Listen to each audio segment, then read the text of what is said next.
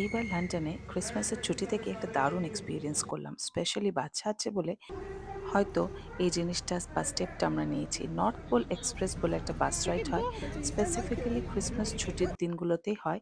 কারণ লন্ডন তখন সেজে ওঠে ক্রিসমাসের বিভিন্ন ধরনের লাইটে, যেটা প্রচণ্ড আকর্ষণীয় আর সুন্দর। ভিক্টোরিয়া স্টেশন গেট থেকে বাসগুলো ছাড়ে। আমরা উঠেছিলাম নর্থ পোল এক্সপ্রেসে। উঠে একটা গুডি ব্যাগস দিল সবাইকে। তারপরে লন্ডনের বিভিন্ন আইকনিক সিটি লাইটস এরিয়াগুলো ক্রিসমাসের লাইটের গান শোনাতে শোনাতে নিয়ে গেল একটা চক্কর। Oxford street, Regent street, Victoria street, যত সুন্দরভাবে সেজে ওঠা লন্ডনের জায়গাগুলো, দিল একটা করে কুকি আর হট চকলেট। বিভিন্ন ধরনের এরকম বাস হয়। অ্যাভারেজ এগুলো 50 to 60 পাউন্ডস মতন লাগে। প্রি বুক করতে হয়, স্লটও হয়। তবে সবাই এই ইভিনিং টাইমটা পিক হয়, তাতে লাইটসগুলো খুব সুন্দর দেখা যায়, ঠান্ডাটা একটু কম হয়।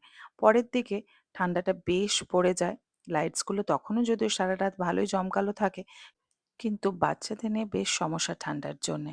কারণ বাসগুলো পুরো হুড খোলা, ওখানেই বসে দেখতে হয় সবাইকে।